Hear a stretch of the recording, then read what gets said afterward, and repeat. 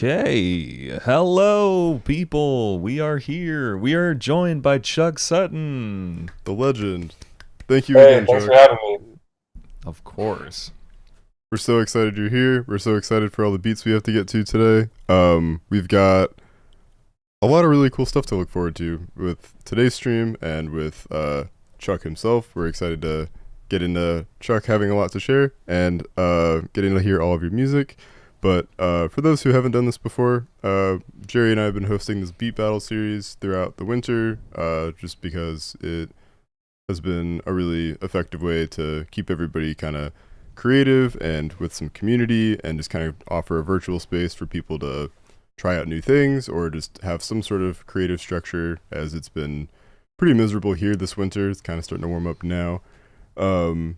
But yeah, so that's kind of why we've been doing it, and it's been really fun, and it's really cool seeing how everyone's been taking such creative directions with each week we've been doing this. A lot of solid beats, a lot of really talented people. Honestly, we're just like surprised people are submitting, and we love that. So thank you. Yeah. And Chuck is going to be extremely gracious with getting to check these out as well. We're excited to introduce him in a moment. Before we do that, we are going to kind of recap the sample that everyone used this week. And one of the rules is that everyone had to use this sample in some form or fashion in their beat. And the only other rule beyond that is just keep it about a minute and a half. I know we typically get some folks who maybe go over, and we just might cut out some of your idea if we got to keep it short. Yeah, sorry, we got to keep it fair. All right, so yeah, this sample is from Superfuture. Shout out Superfuture for joining us last week. He is playing a show tomorrow in Chicago if you want to come, and so are you. I unfortunately it's a competitive will not be day. in Superfuture. Yeah, but anyway, choose your own adventure there. But yeah, he gave us a bass sample, which is funny because like I don't think anyone else has given us a bass sample. It's mostly been like melodies and textures and yeah, or like entire packs of like a lot of stuff. Yeah, but not just like a little bass melody or a little riff. So let's run this. Make sure it's not too loud.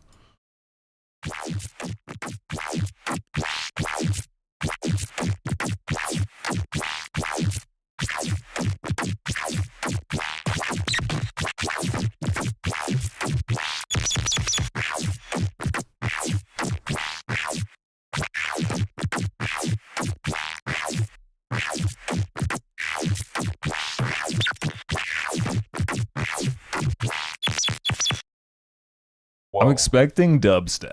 You know what I mean? We might get some wild submissions today. I'm excited for how that's going to be interpreted by a lot of the different names I saw popping up today. And thank you again, Superfuture, for dropping that. I think that was a stem from one of his upcoming songs. That's really cool, and we're looking forward to hearing that in the context that he gave it to us. Yup. Cool. All right, so that's the sample. What was the next thing we were gonna? Well, we got to introduce our guest. We got. Sorry, Chuck. We've kind of just been leaving you there. You're just in your little box in the corner. My little corner doing my thing. You look cozy, but we'd love to introduce you. Thank you for coming today.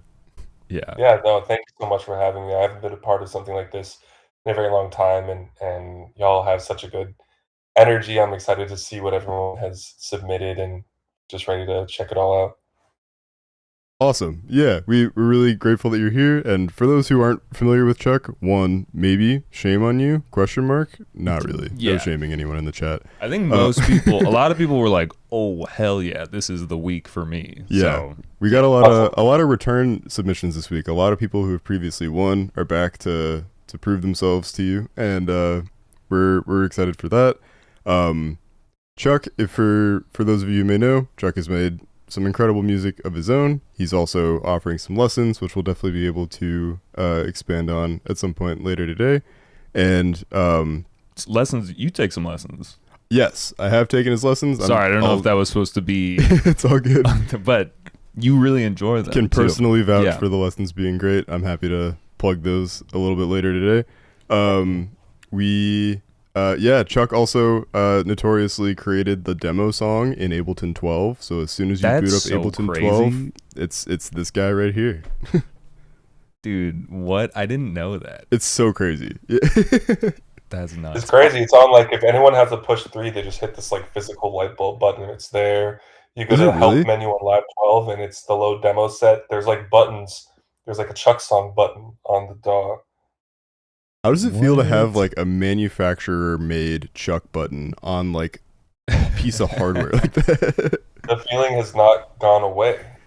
That's how it feels. That's incredible. I didn't know it was on. I don't have a push 3, I have a 2, but that's unreal. I didn't know it was like built into that. I got That's a so 2 cool. also. I gotta get a 3, man.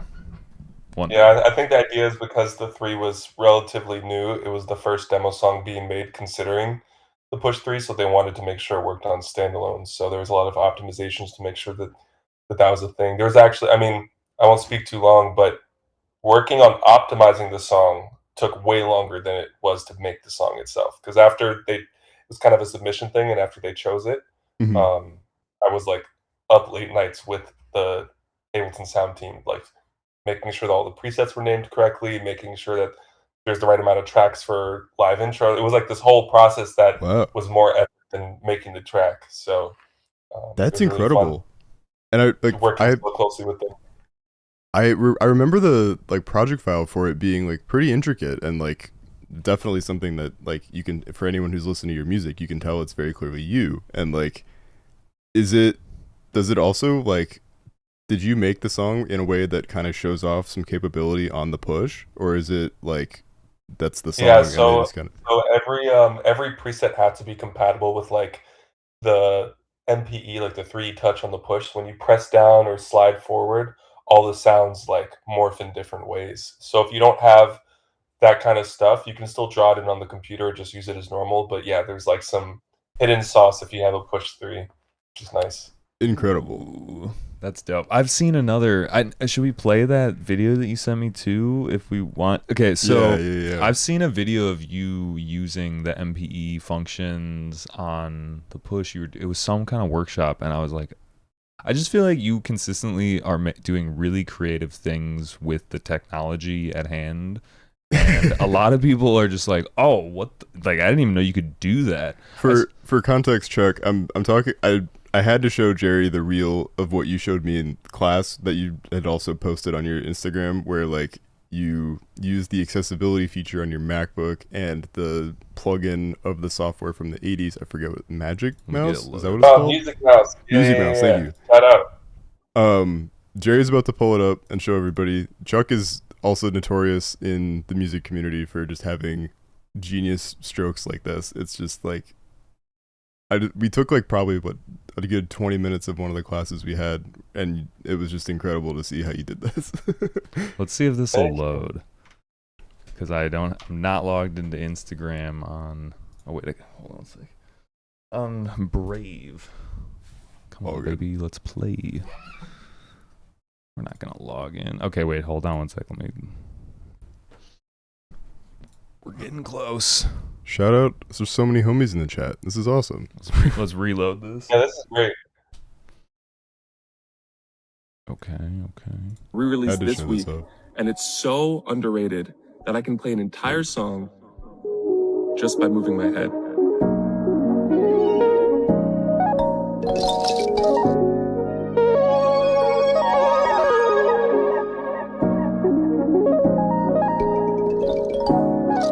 This is all thanks to Laurie Spiegel, who created Music Mouse. Right. A software program which Turns the Macintosh into an instrument which you play. This is Move nuts. up and down, left and right, and you're already making music. And I saw this space and I kept imagining, what if there was synths down here, a shaker up here, you had a sound design corner, my studio could have a piano on the left wall, you could play chord after chord after chord. And it turns out Macs have one more trick up their sleeve today. There's a built-in feature called Head Pointer for people who can't use a computer with their hands. I think the That's state of music nuts. can demand attention when I'm looking for inspiration. So I was shocked when Okay, all right. I don't know why it cut off there, but It actually it's a seamless loop. It's not looping there, but Oh. the sentence like floats back around and it traps people in the algorithm. forever. Oh, gotcha. Oh, it traps me. No, that's the way to do it. That is so cool how you took a few different pieces of technology and then you're in this like MIDI world of different instruments. I also saw something where you were like beatboxing, and then it would just automatically, like if you were doing a snare sound, it would just do a snare, like in a sample or Yeah, something. yeah, that was my attempt at trying to. I was inspired by. Have you seen those Vocally Doubler ads? The Yes. company typically has the microphone. So one day I was like, "Can I do that?" And honestly, the tech that I initially posted from there, I've worked on like tenfold for other things. But it was really fun to just wonder if I could do something and have no coding experience and just be curious and kind of ask the right questions about the program, and then boom. Because a lot of people think that I code all the stuff that I make inside Ableton, but I don't know Max for Live. I'm just using the stuff that comes with the program and like stitching it together in some cool ways. And um, yeah, it's just kind of my pastime. It's very cool and very functional too. Like you're just immediately making music with your voice and it's converting it. Yeah. It's just sick. I just wanted to give you your flowers because like all of that Thank stuff is sick. And I think we talked about this a couple weeks ago, but I love that you seem like you're always finding a way for music to be like exploration and discovery, and it's just always like a fun process, and you're not as concerned with ending it like with an end product or like something that's Oh, like, we were literally having like a whole We were just having a conversation whole pre-show. conversation during the Yeah. sound check. Crazy. I mean, to speak very quickly, Mhm. when you have a deadline, the thing with a deadline is you just do your best at that moment, right? Mhm. Every other place outside of a deadline, you're improving, you're exploring, you're working, but then when you have that deadline, it's like, all right, let me show them what I got. And I think one thing with the social media climate today is because when a younger artist, if they Google how to become a music producer, one of those things is going to be gain some traction on Instagram by posting daily or on TikTok. And so you're starting, but every day is a deadline, every single day. And so I think we were talking about how it's a little bit music production is taking itself a little too seriously right now because everybody's trying to grow their business as they're growing their like sound and their style, and they haven't asked themselves those creative questions, but they're already going viral before they can figure out like what snare is my favorite, what hi-hat's my favorite, what Yeah. chords are my favorite. And so I think I'm trying to almost like overabundantly wake people up that maybe already have ideas of what music is, how music is supposed to be represented, trying to take things that are usually shown in like a niche world and trying to make them feel as approachable and accessible as possible without diluting it and like letting it be heady but not talking about it in a heady way or not resulting in a show where you walk away feeling kind of like mentally drained from how intense the concepts were, which I have Mhm. such an appreciation for, that I want to be a bridge for Yeah. regular people to appreciate that stuff, you know? Yeah, like being knowledgeable without it being like, for lack of a better word, like gatekeepy or like having some sort of complex that has to come with it. Like being able Yeah. to, because I do feel like the current climate with like you with people that create music, it's like you also kind of become like a multimedia content creator. Yeah, like for us, I feel like, I don't know, maybe we started around a similar ish time. That was not part of it, was to make stuff for Insta, like a reel. Reel didn't even exist. I mean, you know? I've known Chuck from a time when like you just put something on SoundCloud and didn't think about it, and that was it. And Funny caption, funny photo. yeah, Boom. and the beat was named like "I lost my car keys in the couch" or something, and like that's And that's like, And and it then like bumped. get to save it before it gets deleted, before Carmack deletes it or something like that. Yeah. Carmack Hidden Gems account to go find. Yeah, dude. Yeah. We're all simpler times. of the same ilk. Not to sound unk or whatever, but like We're it not. just was Gotta different. admit it. Yeah, no, it Real. was. I do kind of like.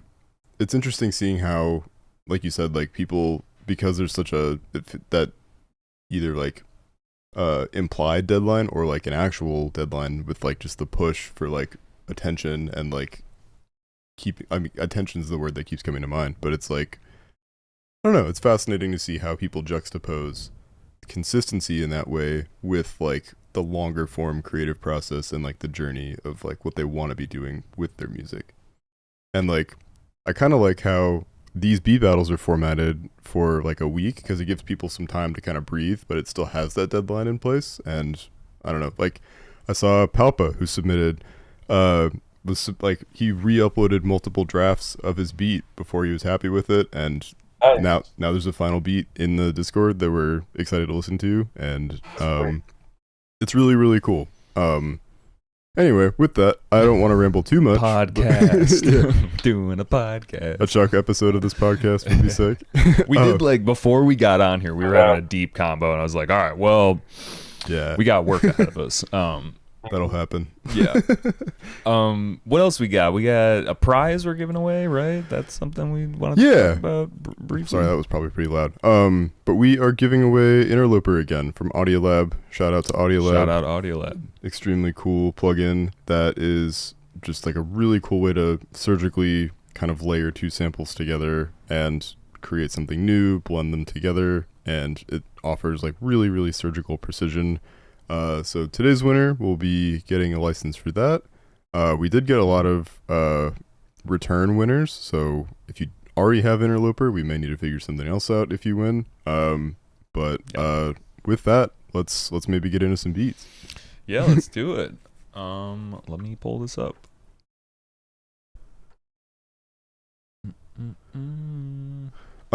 Chuck, before we get started, do you have any sort of way to keep track of anything that you want to... Do you have like a notepad or anything, or like your phone? You could take some notes. Or are you just gonna Keep it in the noggin. lock it in up here? So like my thought, like, do you have a rubric, or you just kind of like keep in mind like, oh, I like that one, or like, oh, I like that one?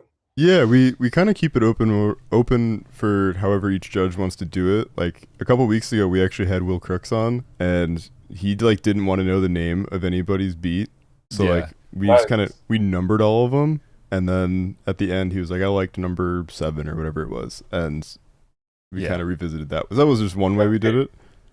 Is it a stretch if I use the Jake app? What was it? Whoa! Oh my god! Let her rip. Yeah, you can use that. That's fair game. I got my notes. I was not expecting that. The way that we'll do it though is we'll choose like a 3rd, 2nd, 1st, and then we can even take some time to deliberate off camera if we need to. But yeah, just try to take whatever notes, however you see fit. Got it. Maybe what I'll do is we'll listen to all of them, and then afterwards I'll kind of explain what my thought process is, because I think I already kind of have a filter in my mind of what I look for in this kind of stuff. So I think it'll be easier to talk about that once I hear it. So Cool.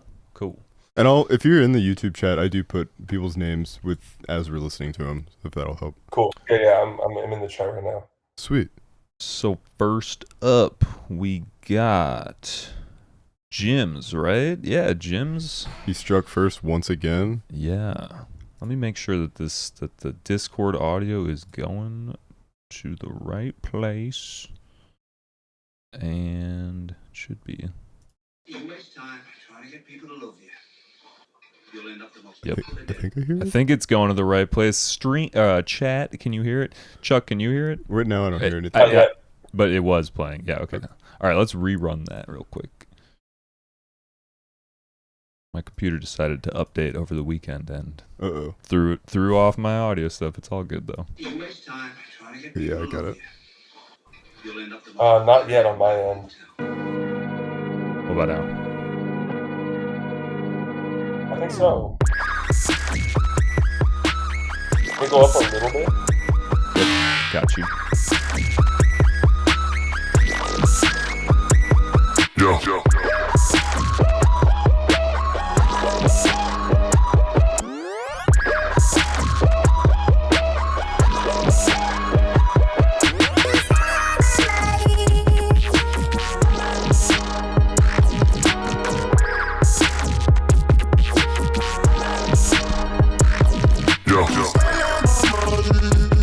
Whoa.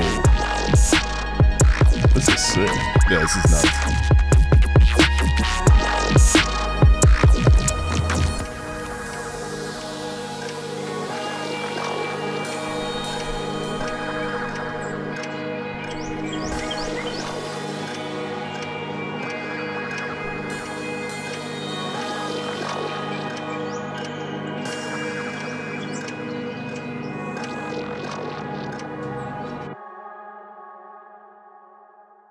Crazy. Jim's at it again. Long story. Honestly, that was not what because I'm expecting like dubstep, and I'm really excited for the beats that are not that. But the sample was definitely there, and For sure. no sample cop there. No, I mean, it was very apparent. And I love that, like, he kind of just let the sample be what it is and just built everything around it, and, like, didn't really have to alter it or really force anything with the sample to make it work with that. Yeah. Yes. And then Chuck, I was gonna say we kind of do give like some feedback, but also at the end you can definitely go through any like reasoning for your choice. But Cool. I think with our amount, I don't know how many we're at. I think we have enough time to do a little bit of feedback. Yeah, absolutely. I mean, that was great, and I think the number one thing I love looking for in these kinds of things is when I hear the sample and it gives me a connotation, gives me an expected feeling, and it doesn't always have to be direct contrast, but when I find myself moving or dancing or thinking to a sample in a brand new way, then I feel like the producer intervened. So the fact that it was like time signature I didn't expect, I was kind of grooving, definitely some points there. Mm-hmm. Nice. Yeah. You know what I'll do? I'll always share what I like, and then maybe when it comes down to the final thing, I'll talk about like the feedback side. Perfect. And I'll hold That's on to that. Sick. That sounds beautiful. awesome. I just didn't want you to feel like you couldn't say anything because I think we got a second. Cool. Gotcha. Cool. But yo, shout out Jims. Appreciate the submission. Also being hot at the draw. He's been consistently first or second. He's always so quick with it. Yeah. It's like we'll post the beat, and then like by the end of the day, it's up. Yeah. All right, next up, what is this? Is this Drac? This is Drac. Okay.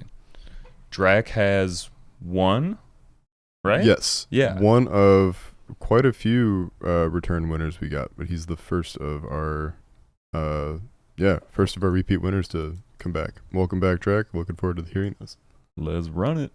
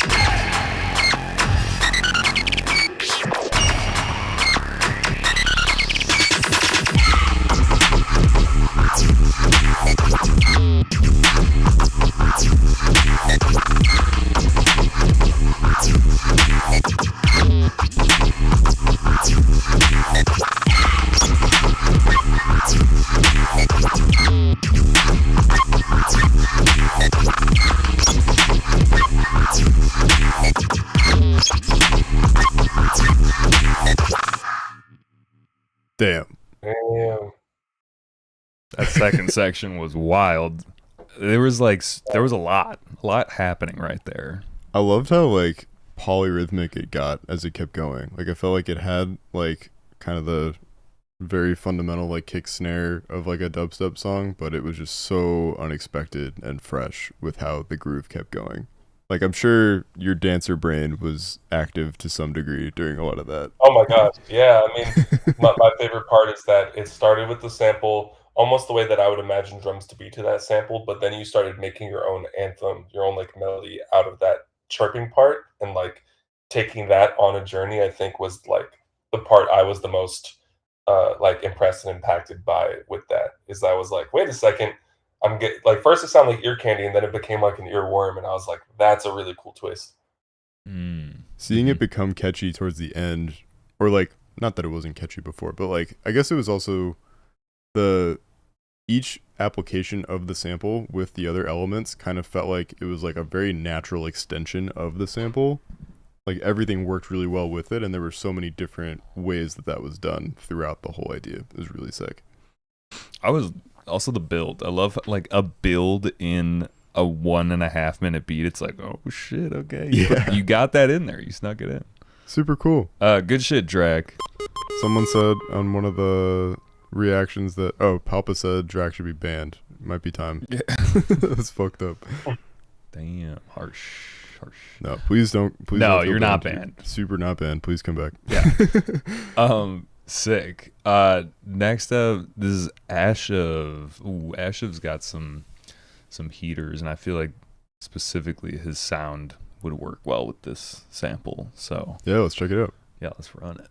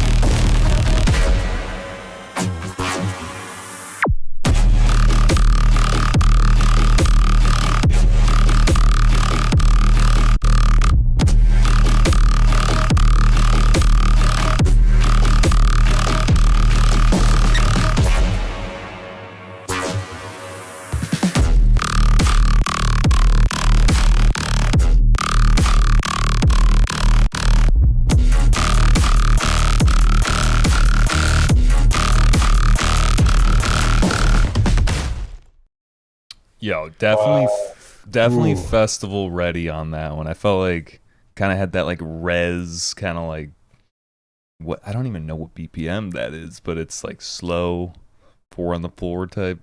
It's not 4 on the floor. I don't know. I'm getting tripped up, but you know what I'm saying? I think it was like a 140 beat, but it was like a very like the bass was like really hypnotic, and like I was just very like mesmerized by like the sound of like that fat bass with like the kind of architect or the artifacts sitting on top of it. Jeez. Archetype too. Archetype, yeah. Fuck it. I can't talk to Yeah, I mean, I would say that the one that this brings to the table that I haven't felt as much is like world building. That was an entire and everything's been great, you know. That just I think that's this one's standout so far is the fact that I felt like it was more of like a cinematic intro to, like you said, like a res set or something like that, where it's like imagining kind of going through a physical space rather than just experiencing like the structure of a track, which is really dope. Yeah, that one, like I could totally see that being in like a summer action flick movie trailer or something. Like it was yeah. It was really really like energetic and captured This a lot summer. of Yeah. it captured like a very I think someone said cinematic. That was I thought that was a very appropriate way to describe it. Really well done, Ashiv. Yeah, shout out. That made me feel like I was ready to march off to battle or something. Not that it's peace and love over here, but yeah, don't say just that saying. too loud. Someone might make you march off. let's not think about that, guys. Yeah, that's not what we're doing. Shout out Ashev. Thank you, Ashiv. Up next is another repeat winner. We got kind of a murderer's row of repeat winners coming up pretty soon. Has shown a lot of versatility on these, so I actually don't know what to expect on this. I'm really excited though. Yeah, let's run it. Sacrifice perfection for feeling. Whenever you get a version, it's just that vibe, then you just have to leave it alone. And I'm very much into like the vibe. If the song just has a groove to it, you better not mess with it.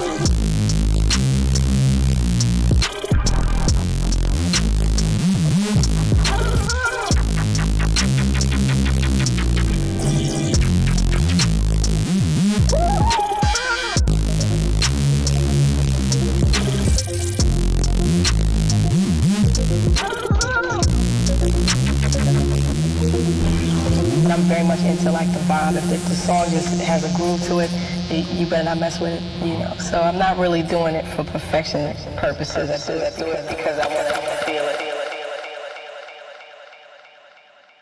Sick. I'm curious where that Awesome. sample was from. Oh, I forgot to put So's name in the chat. That was so TSOU. Sorry about that, So. If you're in the chat, I did not mean to forget. I got lost in your beat for a second. Yeah, I was closing my eyes, like just kind of zoning into it. That was really cool. I like the kind of soulful vocal in there, and then that juxtaposed with, you know, like kind of grimy bass. I thought that was really cool. Yeah, I feel like it was a really, like, it definitely felt like a So beat we've been used to hearing, where it's like a really good juxtaposition of like melodic content and bass, and especially like adopting the bass of the sample and utilizing it in the beat in a lot of different ways. Really, really sick. Yes. Yeah, absolutely. I feel like that one had such a defined melodic composition. I mean, just like where all the little vocals come in, and it almost feels like whatever sample was in the beginning, all the melodic choices after that were like defined by that energy. The intro voice felt so like calm, collected, and confident, and then the way the respace kind of like it doesn't fly by so fast that it's trying to do too much. It's just like taking its time, very like EPROM, I guess. Yeah, that was a good point actually. I liked how like simple it was. Everything kind of had its space to breathe and exist on its own, and like everything felt very deliberate the entire time. Yeah. Definitely. Yeah, yo, shout out So, let's go. Shout out So. Thank you for coming back, brother. And then up next is our dear friend Palpa. Ooh, Palpa. He finally got his beat from multiple drafts, and he adds a little footnote that says, fun fact, Chuck once talked about how he does drums last so that the music naturally has rhythm and groove on its own before the drums are added. I still do that to this day, and it always keeps me from getting stuck in a box when writing, and then I drop the drums in, it feels like magic. Wow. First of all, thank you. Second of all, it's been so long. Like that's always a part of my intuition, but that's not like a fun fact I've thought of in a while of that part of my process. So it's really nice to like put that back in the front of my brain, especially with classes and everything. Thank you. Yeah. That's a great I gotta try that. Yeah, I'm so like drum. I mean, if I can give a real quick backstory, when I was starting off, I was so bad at 808 and kick sound design because I didn't know enough to realize that I had a bunch of old dusty boom bap kicks, and I was trying to get those like trap kicks to hit. So I just had the wrong samples, and I was trying to muffle them. I was trying to do everything, and so I'd come up with entire songs, and I'd be too anxious to like finish them and add the 808 and the kick because I could never get it right.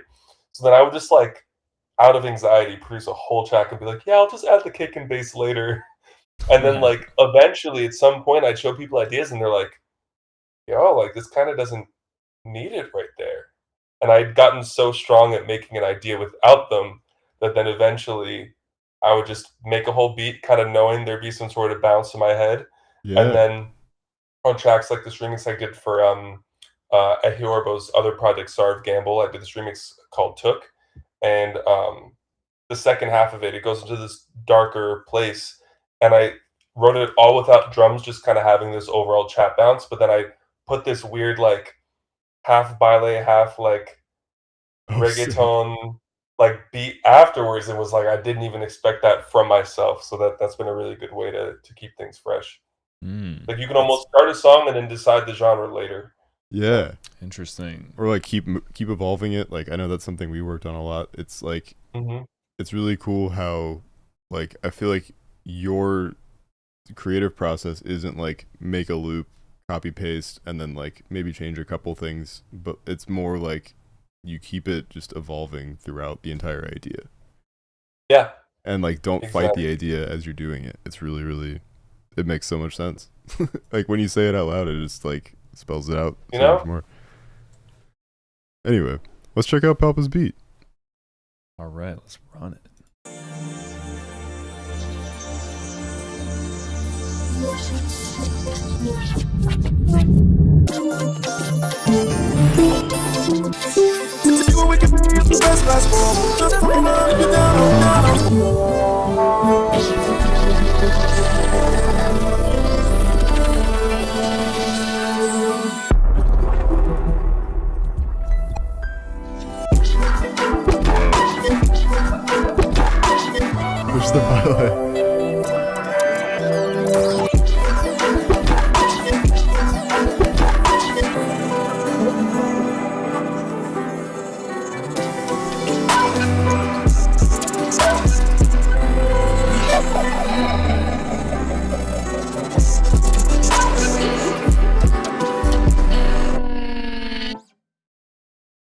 Oh Wow. Oh man, no, that that's is it. Oh. All right. Well, I haven't said this about any of the other beats yet either, and I should have. But everybody, please finish these. These have all been crazy. But focusing Yeah. on Palpa real quick, that was damn. yeah.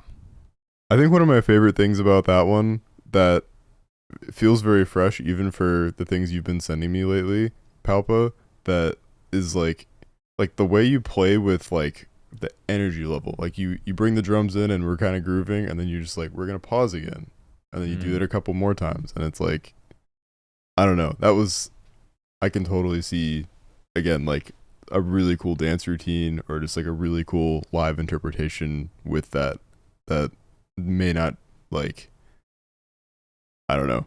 I'm still thinking about that one. That one was really crazy. Someone else should say something. Chuck, did you have any thoughts?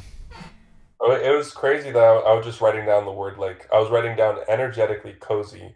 I Mhm. really like music like that, where somehow, for as explosive as the idea is, I don't feel like I'm uh, being threatened by how crazy the track is. And I really like music like that. It's almost like I always describe it as like when you go to the zoo, you're this close, you're this much glass away from something that can do worse than hurt you, you know? But there's this much glass there, so you're able to just relax and experience it. And so I love when music is so aggressive, yet there's a little bit of glass to where you can just like bring a newborn there to the zoo and be like, look at the line. Yeah, I thought those piano parts were really beautiful, and like the way that it would just kind of like go back into the beat. It was like this collage of really cool stuff, and I mean, Palp was a wizard, so And just the movement Yeah. of it throughout the whole thing was like just really, really creative. And it's extra cool to have that anecdote that you've held on to from Chuck yeah. that you applied Thanks to for this. sharing that. I felt it because I wasn't expecting that rhythm at all. That's fire. Oh yeah. All right, well, shout out Palpa. Thank you again, Papa. Always look forward to hearing your beats. All right, this is last week's winner, Ansky, also I guess known as Chef Boy Ansky, at least on Discord. Let's run it.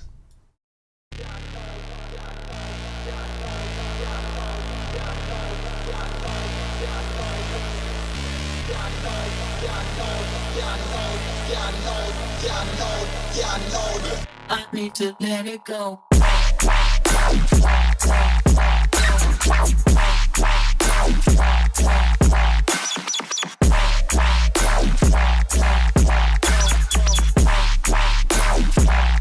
I need to let it go.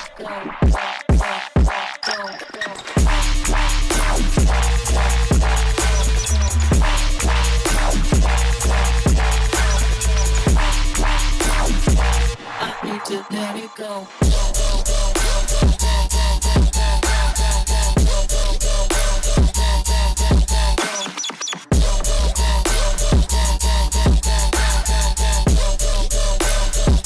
I need to let it go. Go. Yeah, I know that.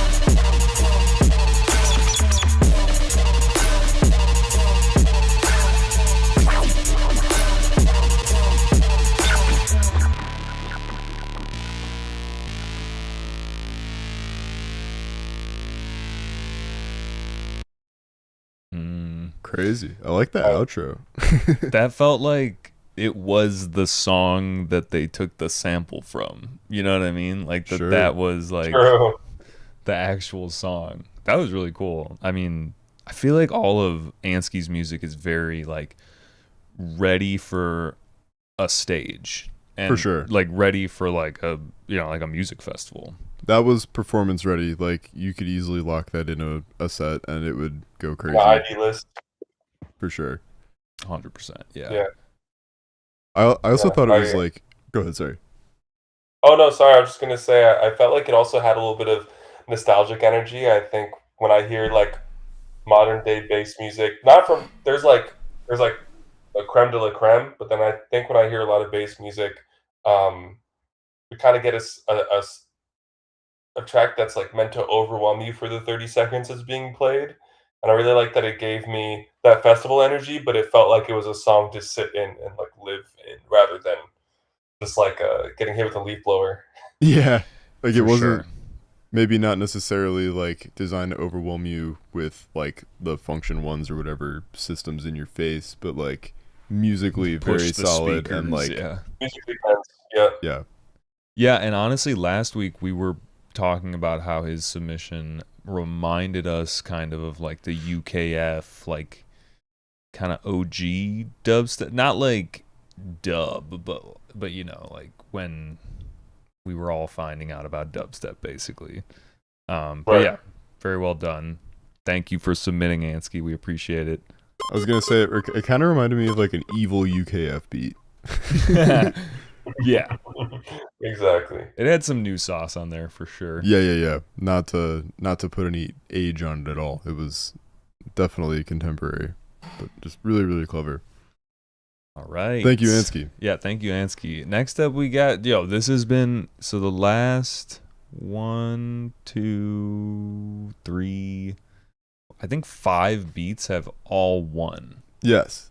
Yeah. First place at some point. Insomnia being the next one, which was our first winner ever. So she's also the most thurned. There was one week where Jerry, when he was doing the recap on Instagram, put like 3 ND place, like thurned like place. it should have been second, but I put a 3, and now thurned place is kind of just its own thing. Not only is that in itself kind of a meme now, but Insomnia, I think, is won thurned every week since then. She's the most Wow. thurned. The most thurned. I mean, look, it's not as good as Tuned, but Thurned is a great place. Tuned is good too. Oh man. Secured? I don't. Sest. Yeah, it doesn't feel good to say that. These are all crazy. This sucks. All right, let's run this one.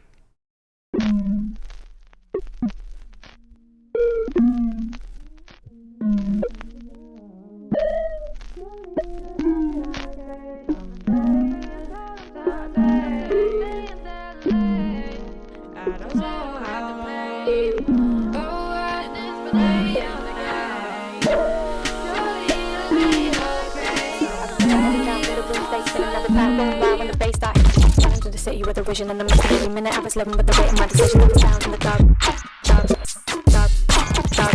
The energy breaking every limit and they said I couldn't get it. I was proving in a minute. I remember every now.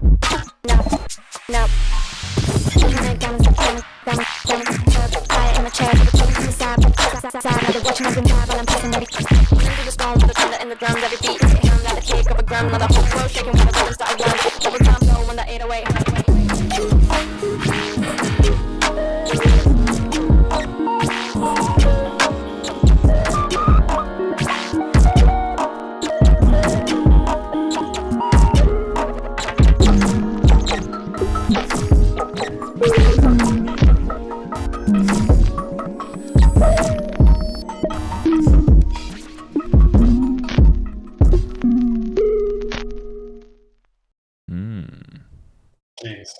Jeez. Also, we do add this disclaimer for all of our judges. When she does this, those were her vocals. She did write to the song. In a, I say this positively. I could tell, like it didn't feel borrowed. If that makes sense. Like For sure. I was like, these vocals feel recorded for this idea. Mm-hmm. Awesome. Yeah, honestly, there was a cool part in there at the end where it felt like there was this really stark separation between some of the stuff that was happening, like in the background. I don't know. There was like something happening with like a really tight reverb or something, and then also getting faded out. But the spatial separation, I feel like I haven't heard.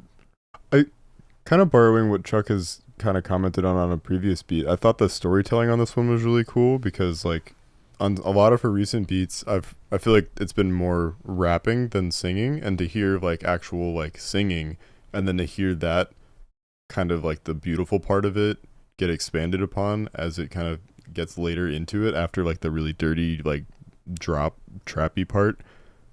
Really cool, and like I would love to hear if that song gets finished where the direction of it continues to evolve. For sure. Yeah. And there was some quick rapping in there too. It was like Yeah. These are always so crazy. Like the formula she's locked in with on all these is so cool.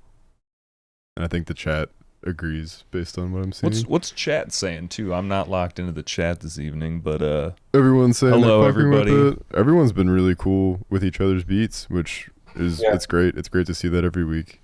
Yeah, also, I should have said this at the start, but shameless plug. If you guys are enjoying the stream, make sure you hit that like button, leave a comment. It actually does help, though. So, yeah, I have to say it. If you're not subscribed to the channel, hit that subscribe button. All right, now I'm done. We're done being YouTubers now. Yeah. Shout out Insomnia. Thank you again. Really, really cool. Always love hearing your beats. Up next is Falls in a Forest. I think this is a new submission. Yeah, I think so. Tried to take it as away from the sample's natural vibe as I could. Okay, so maybe we'll hear a really different interpretation of the sample. Cool. Let's run it.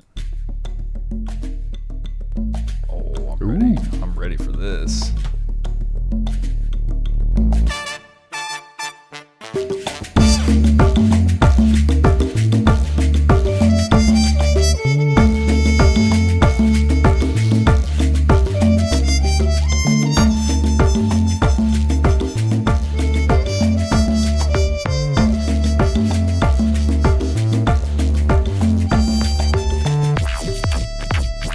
Oh, there it is.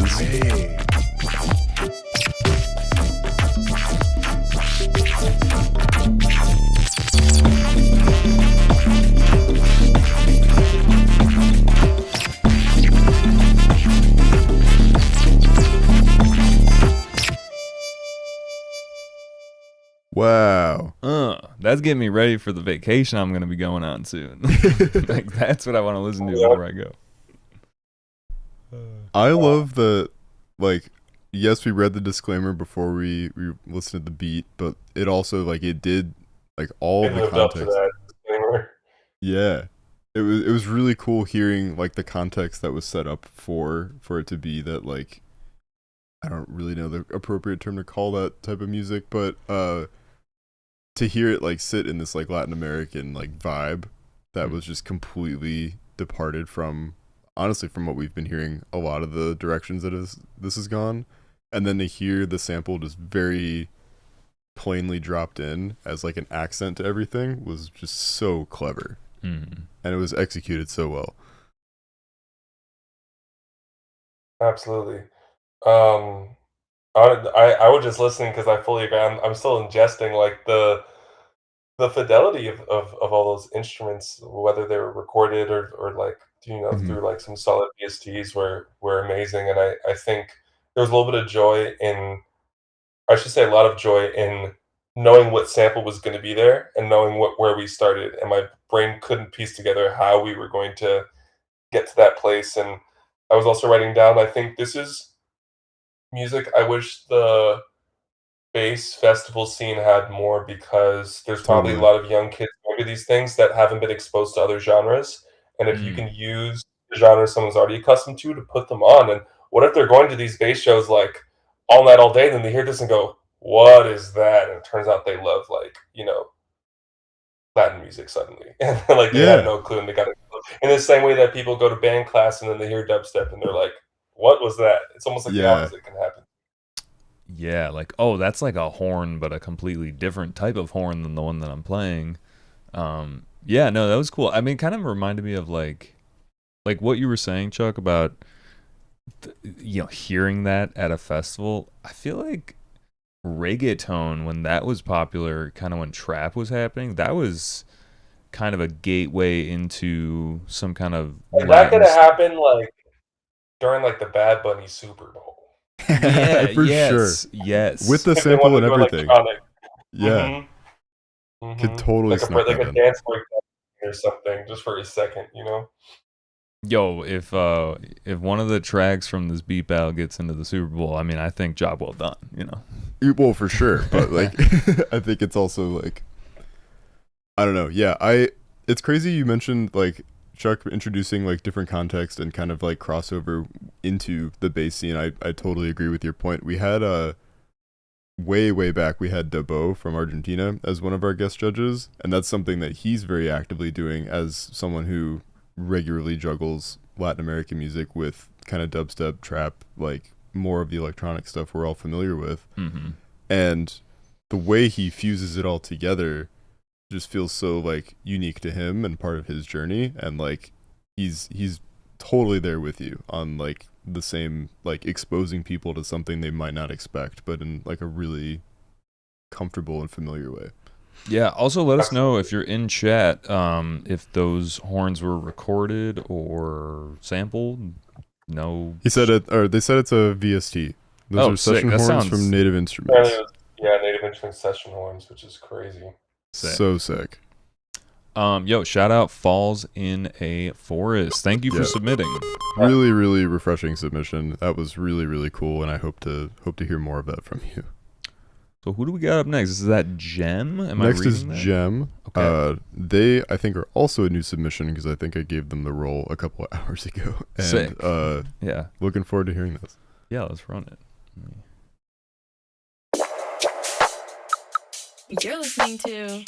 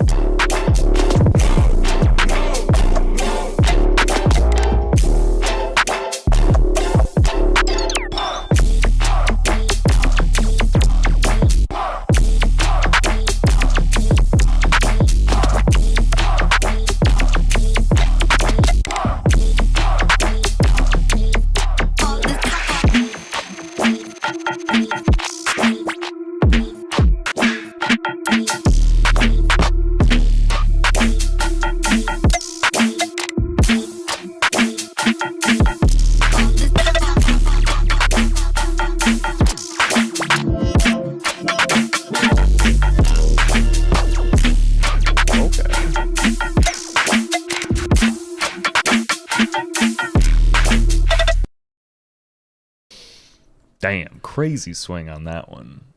I feel like that was up your alley, Jake. Yeah, that was really cool. Like, I loved how it always had something that was being introduced. Like, the whole time through it. It kind of like we were talking about. It felt like it just had something fresh being introduced all the time. And, like, it wasn't in an overwhelming way. Like, it worked really well, and everything that was kind of flowing in and then kind of fading out, like, worked in a really fluid way. Yeah, I feel like out of our Zoom calls, you just mentioned that it kind of sounds like it'd be up your alley. I feel like I'm hearing the type of like bounce and like dark spectrally bounce is maybe the way I'd phrase it. You know, definitely had that quality to it, which is fire. And like hearing the like SoundCloud minor 9 chords punching their way through the mix was fun. Yeah. Yes, I heard that. Also, it had the like bits and pieces kind of thing that I feel like you do really well. It had I definitely have a soft spot for this kind of music. Yeah.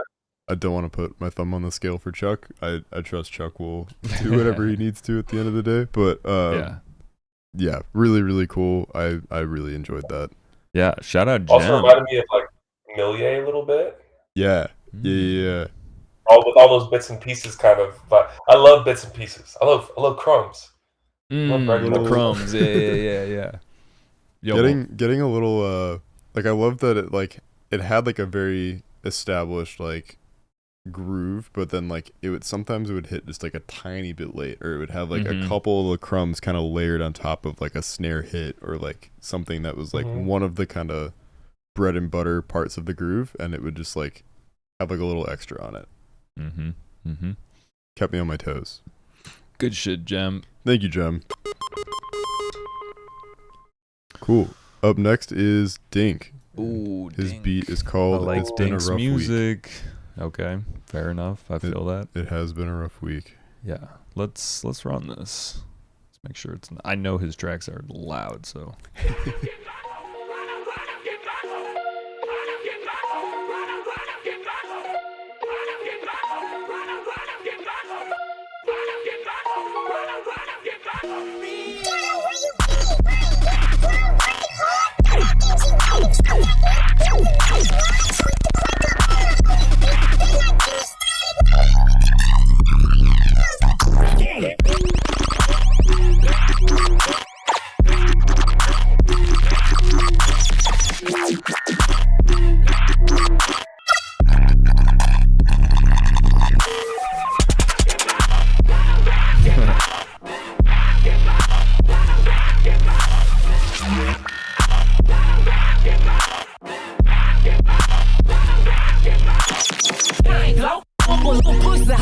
some shell toes. Yeah, glow. Stopping rap bitches and making bail, ho. Yeah, glow. Two-tone Cartier match the nails, ho. Yeah, glow. No competition, these bitches fail, ho. Yeah, glow. Curbing, no curbing, my shit in layers, ho. Yeah, glow. Say they get money, but I can't tell, ho. Yeah, glow. Keep running circles around these snail, ho. Yeah, glow. And my shit pumping up in the jail, ho.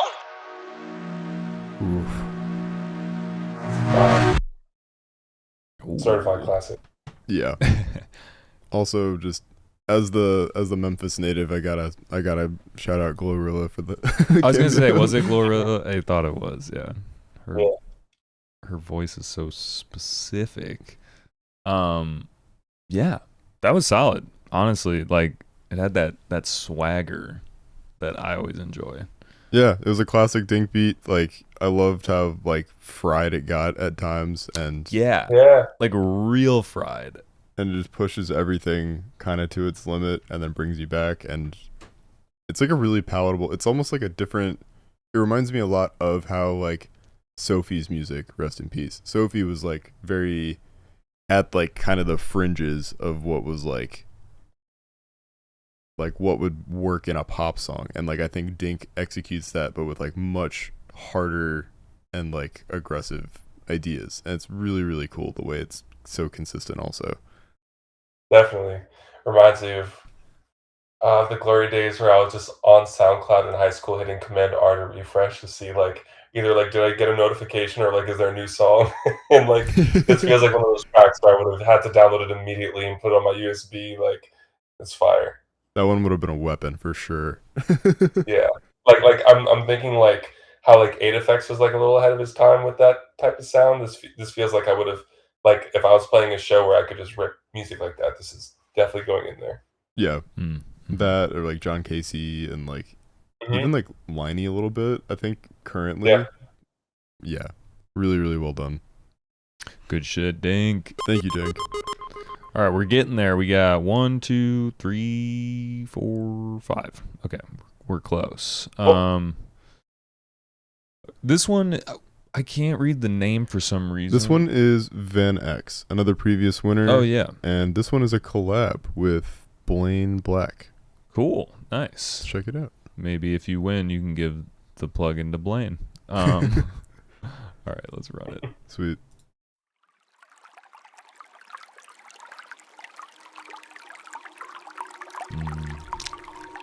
That's nice. I like that.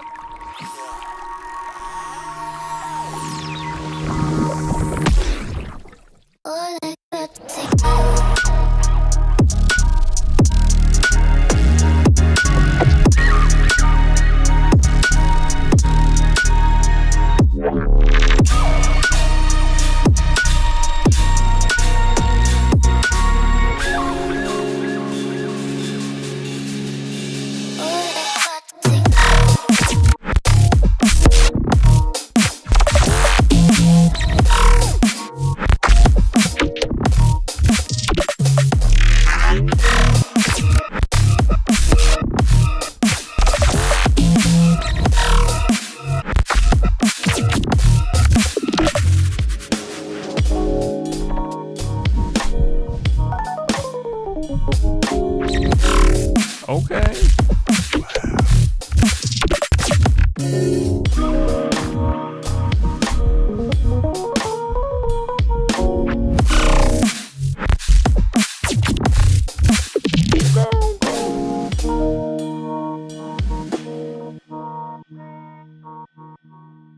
Jeez, that was crazy. Yeah, before we say anything about it, Chuck, you want to jump in here? I feel like we've just been right on it every time. Yeah, there was a lot of Chuck stuff. No, I was going to say, do you leave the window open? Because I'm smelling a little cone sound over here. Jeez. Hey, yeah. For sure. That was beautiful. That was like to contrast such insane negative space fueled bass with then some really tasteful, like it's easy to try to make that type of track where you're like, look, I love jazz, look, I love bass, but it's really hard to make a track where as the listener I'm just absorbing all the stories as one. It doesn't feel compartmentalized in the journey, and I think that's like how to pull that kind of thing off. For sure. Cohesive, right? Like Very much so. And I think like there was just a lot to appreciate about that, and like as far as like replay value, like I would easily go back and like really focus on internalizing like the roads, and like focus on like the different elements of the drop and like the juxtaposition of the two back and forth, like really clever, and like you said, just really well executed, going back and forth with all the different energy that you had. Pretty clean mix too, I'd say. Also, like juxtaposition is the word. It's just this really delicate, beautiful chords, and then the bass coming in. You're like, oh shit! So, and then kind of having them go together for a little bit, just to kind of show that like this can work. Very nice. Really sick. Van X, right? Yeah, is that Van X? Yes. Previous winner. Collab with Blaine Black. Shout out to both of you. I think I forgot to just wanted to make sure I was saying that correctly. Okay. All right, we are in the home stretch. Who do we got next?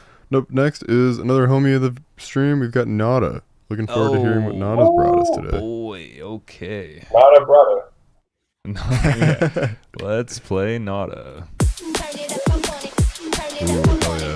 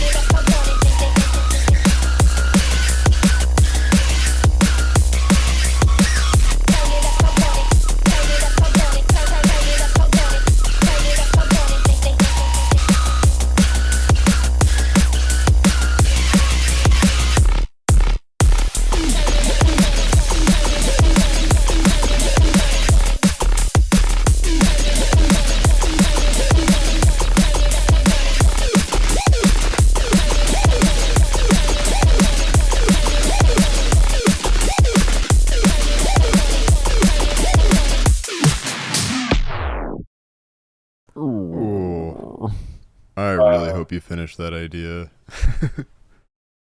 Out of all these, I feel like that was one of my favorite intros so far. It got me like hyped for the sample to appear.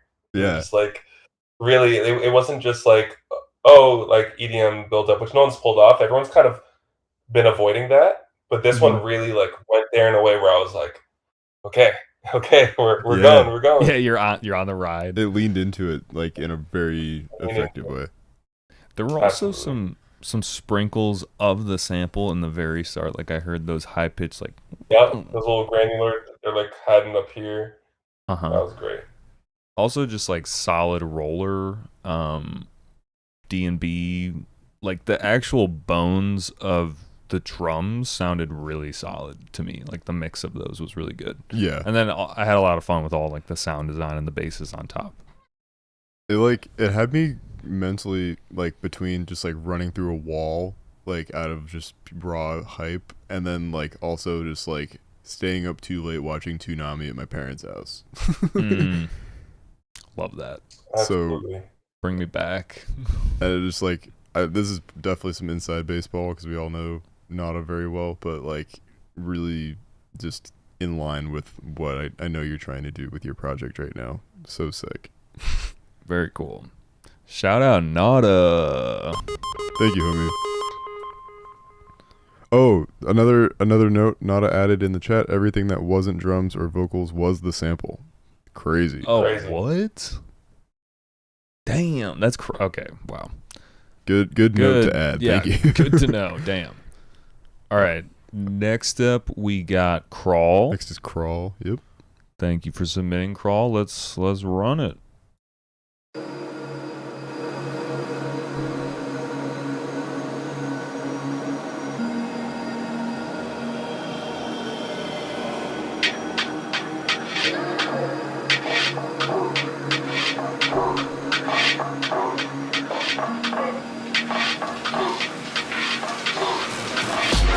I be gone, I be dropping bombs, I be, yeah, and I be gone. And I be gone, I be, this is shit that I be, bring it back, bring it back, and shit that I be, shit that I be, shit that I be, feel me through the speaker, bring it back, bring it back, and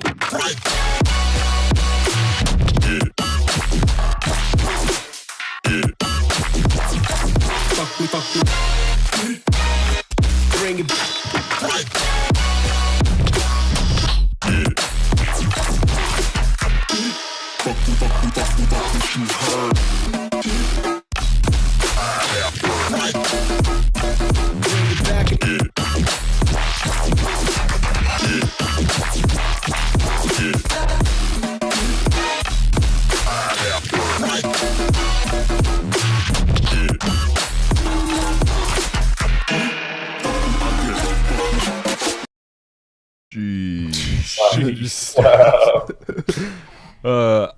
Chuck, are you familiar with the producer Copycat? Of course, yeah. We've done some Ableton workshops together. Oh, very cool. I'm pretty sure Crawl came over from the Copy Chat, which is Copycat's Discord server, and I feel like Copycat, if he was here, would be like just stank face. Yeah. That was technical. If I were to have one word to say about it. Yeah, that was just like really like fully saturated. Like you really maximized the entire idea, and that's not in a critical way at all. Like it just was like there was a lot to grasp onto and be excited. You wanted to go there, and it took it there. Yeah, exactly. Yeah, full flex, filling the speaker cone for sure. Yeah. And just another one that would be just a weapon on a USB. For sure. Yeah, Chuck, did you have anything else to say about that before we move? No, I mean, I think both of y'all said it. Yeah, I'm trying to hide my. I've been taking some notes. Whoa, that's a lot of notes. I don't know my thoughts later. Yeah, we'll get into it. But both of you basically said what I was thinking. No spoilers from you then. Yeah. Believe it. Yo, shout out Crawl. Thank you, Crawl. Glad you've been continuing to submit with us. It's really fun to hear your beats. All right, so next up we got EP is Cool.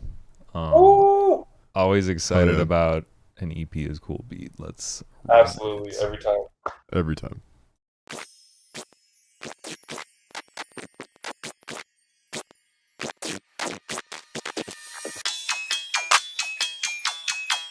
Okay.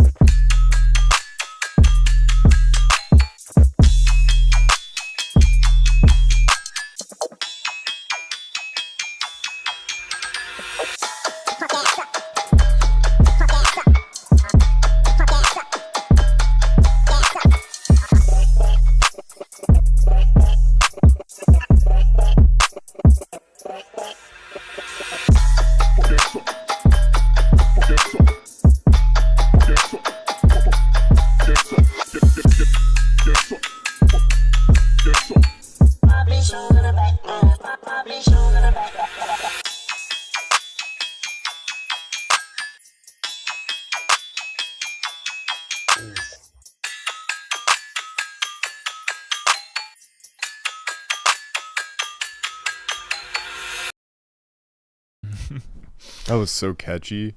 Like, man, I wanted to hear like a rapper go just tear that one apart. Like, do we think that the melody, like that trap melody, was the like high pitched part of the sample? I feel like it could have been. I was wondering that. I definitely heard it on this side of it too. Like, there was always like a thing kind of happening while that was going on. And yeah, like I know she's good at taking artifacts like that and like manipulating them and like finding a little chop and having that carry an idea. And that definitely felt like a possibility with that melody. And I heard the sample at the beginning more prominently, I think too. But yeah, really, really catchy. Someone else, I think Nada said it in the chat, like I can't not nod my head to a beat like that. Yeah. Oh, Dirty, that's like my favorite. Like again, that Carmack era of trap music. Like I feel like EP's one of the only people I know consistently holding down that exact Yes. nerve that makes me go crazy anytime I'm in the room. I'm like, it's here, it's in the room with us now. Yeah. Just that whole era. Agreed. That's like my favorite era, dude. Yeah. Like Carmack being very much probably my favorite. So thank you for that. I feel that too, what you're saying. Like that plays at the club or in a room with your friends and you're just all just like, oh shit, you know? Yeah. A lot of love in the chat for that one too. Well deserved. Thank you, EP. Yeah, shout out. EP is cool. And with that, we are on our last beat of the evening. Yes. Which is Guest. Shout out Afe. They are getting ready for their show at the Whistler tonight after this. So if you're free immediately after this stream, hop over to the Whistler and see Guest perform. Yeah, and Guest, if you're in the chat, good on you. If you're not, good luck with the set. Looking forward to hearing how it goes. Yeah, let's run this one. With the glare on my computer, I can't see. Hold on. Just don't want this to be too loud. I know Guest also loud tracks. What's up, Poducer and Chuck Sutton? I can't be at the beat battle today, but I really wanted to submit something. Y'all are super cool. Hope you have a great battle. And if you're free tonight, come to the Whistler. Bye. Hey, there's the plug. Oh, yeah.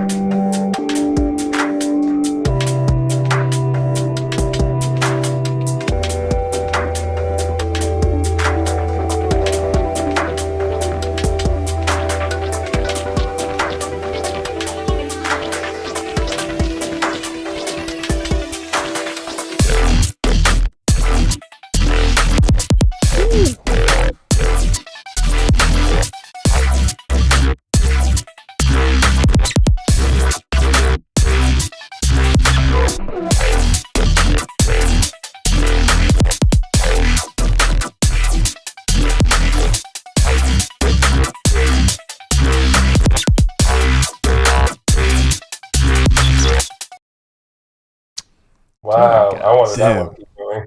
Yeah. Someone in the chat said that was the perfect outro track. I completely agree.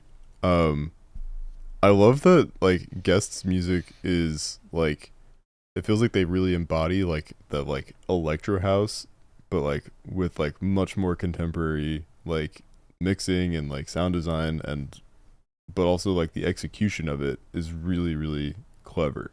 Mm-hmm. I had a feeling it might be going there, and when it did, I was like, oh, okay, there it is. But also the build up to it was really like beautiful, you know? And just like a tasteful arpeggio underneath it, and like the bass was really satisfying and crunchy, and yeah. It's always so fun hearing a guest beat. Yes. No, absolutely. I mean, I was even saying too, like, from a sound design perspective, I love how the main sound was kept intact and it was like upgraded in a way where it had a lot more to like say and it had a lot more like sonic identity, but it wasn't like devolved from what the original sample was. Like the slight chroma pitch mappy vibe, but then also the like the vowels shifting from however it was being distorted just really talked to the sample rather than trying to distract from it. Yeah, it felt like it emphasized it in all the right ways without, like you said, getting too distracting or caught up being something else. Yeah, I definitely feel like when it came in too, there was like that moment where the volume went up a little bit and it was like, oh, like that trick, you know, when you just make the drop a little bit louder. I feel like that was really effective. Whether you did that or not, it sounded like it happened. Yo, shout out Guest. Thank you for submitting. Late, but not too late. We got you in. Late enough to timely add a plug and a shout out to each of us. Yeah, well done. All right, well, that concludes all of the beats. Thank you guys for submitting. Now we're gonna, We're gonna You make guys Chuck the have bad guy. Yeah, Chuck deliberate. If you'd like, we can go to a deliberation screen, or rather, Now, is it completely up to me? It's up to you. It's up to you. I mean, if you wanna bounce stuff off of us, Yeah, we could do it live. As in, too. like, am I choosing the first, second, and third? correct. Yes. Okay, I've been rating everyone based on numbers. I have a technical Okay. answer. There's Uh-huh. technically in order. Yeah, we I want to won't leave say it. yet. Let me know. Okay. Yeah, I mean, however you want to do it. I know you mentioned you want to kind of highlight some things, go through and kind of explain the logic. Yeah, I do. Please. How Floor much is yours. time would you say we have? Because I want to let everyone know my thoughts and not like feedback in a way where this is a fun battle. So it's more Mhm. so just like anything I say, just keep in mind when finishing this track or moving forward. But like all these tracks were amazing. It's cool to hear a beat community so alive. Where all these tracks were reminding me of like why I love doing what I do. So thank you to everybody who submitted. Um, yeah. So do you have a way people reveal it, or should I just kind of wing it right now? Kind of go however you like. It's I mean, the floor is yours. I think you've definitely got a captive audience with however you want to deliberate or present your thoughts. Okay, maybe we'll do this. Okay. Maybe what we'll do is I'll announce the top 3 and kind of get a little bit in depth. Mhm. If you're still in chat and you submitted, you choose the emoji if you want feedback from me. If you don't really need it, if you're just here for the vibes, go for it. But if you're like, oh, I Sweet. want to hear like if you had notes, well, what emoji should they drop? Drop a. We're on YouTube. I don't know which emoji. Thumbs up might be accessible, or a heart. Hit the 100 emoji. Oh yeah, good call. 100 emoji. 100 emoji. If you want to know what I like thought about the track, if I had any suggestions, but yeah, I have my top 3 right here. So number 3 in 3th place. What was it? Third place. Third place. We have Falls in a Forest. Cool. Hey. Shout out Falls in a Forest. We have a new third this week. I thought it was beautiful, like I said, and it would have gotten a slightly higher score if I had heard it kind of crumble into the darker energy. I think we had such an abrupt flip from the cool, like, salsa-ish energy, and we went straight into the sample. I think if I had almost heard the idea, almost like when you're watching Thriller and Michael Jackson slowly starts turning into a werewolf, that's probably more important of a scene than when he becomes the werewolf. You can't just cut. Right. And so I think my one heavy suggestion is if I heard the idea I noticed a little crack, and then I noticed a little thing fall, and then the walls flooded in with the track, then I think it would have gotten a much higher score for me, but it was still just like really, really beautiful, unique take on the sample and how to get there. Hell yeah. And yeah, and that could have been like a bit of the time constraint being a factor. Like, I mean, trying to just get all the idea in with like meat of this idea, but that's totally. And it could be something even just like taking the main melodic lines and slightly frequency shifting them a little bit to where just like what's happening to that sound, the floor shakes and then the thing pops up. So but you're absolutely right. There's so much intention in the beginning that I don't feel like there was a failure getting there. It was amazing, Sweet. Great feedback. And congrats, Falls in a Forest, for third place. And then second place it was Vin X and Blaine Black, correct? Hell yeah. Oh, Vin X is back congrats. for second with Blaine. Well done, the two of you. Yeah. That was fantastic. Did I have any like okay. What I ended up writing was like the only suggestion I had is I wish it took a little bit more time establishing the story. There was this beautiful bright tonal snare as soon as the idea was still being chill in the beginning, and then it ramped up to being like extra hard. And I almost wonder if like we got these acoustic claps, almost like more like X and G organic kind of things that were more intimate. And Good then when it goes there, it goes there. So I think that's my only note for the track. But the way that it allowed itself to have an ebb and flow, I would say everything after that main drop did exactly what that thing is. And it was just the way we were getting there almost kind of played its hand and revealed the plot twist a little bit too early. Almost contrasting advice. It's almost like I saw the frat boy walking home and he had like a werewolf thing already. And I was like, I'm not going near that. Not doing that. Yeah. Really, really and cool. Then, let's see, where was it? I have my first place right here. It was Ooh. Insomnia. Insomnia is our winner. Insomnia, yeah. Hell yeah.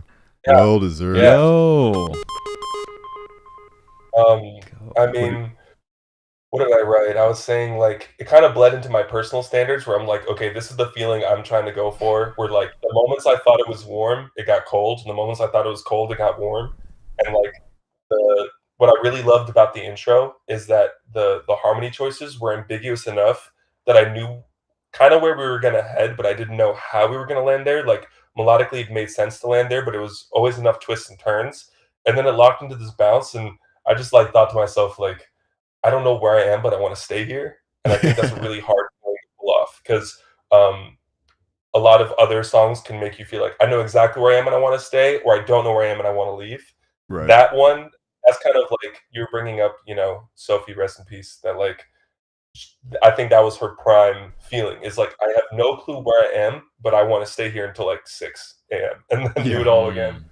You know? So, yeah, that was a really crazy track, and I think highlighting the sample, letting me get excited for where we were heading to highlight the sample, making sure it was evident, and getting there in a way that I was happy to land, but not really sure how I was gonna get there, all within that time frame. It was, like, done really, really well.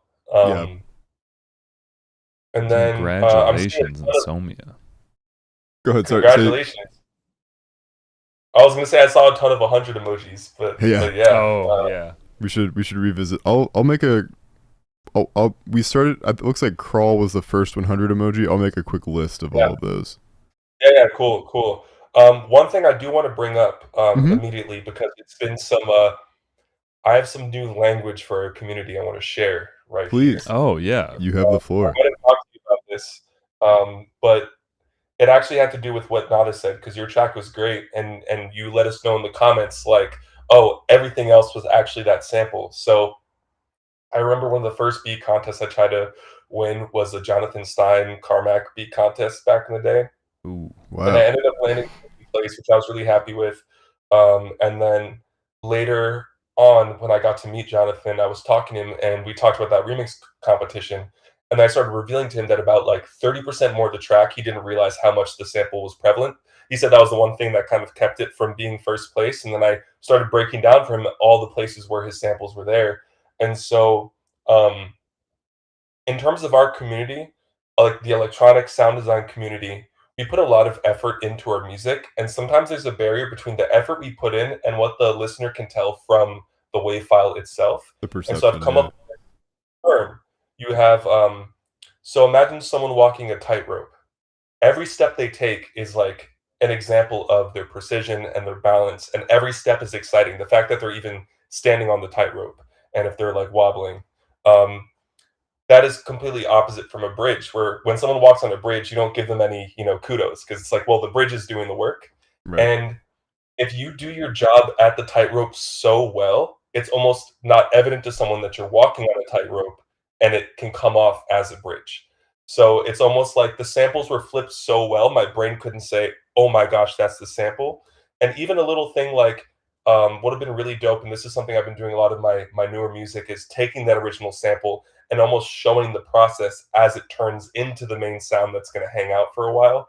So anytime I would boil all that down to, like, I would love to hear the tightrope have a little bit more slack to it, because right now I'm kind of, that's kind of the word, where it's like I want to, the acrobatics you're putting in is so well, is so implicit that, like, I'm almost seeing a bridge as a listener until you let me in on what you had actually really worked on. So the goal is to see the tightrope for what it is, and actually for there to be enough slack that any regular person goes, that was crazy, To get from which this I to think that, really yeah. is our world, where like that again, that's my bread and butter, is like hiding things in the process, or using techniques like, had I not shown the screen in that Music Mouse video, no one would have been able to tell I was controlling the computer with my head. There was like all these specific things I had to do to make sure that people, the average person, can just appreciate the process going on and not just the music at the end. And I think that's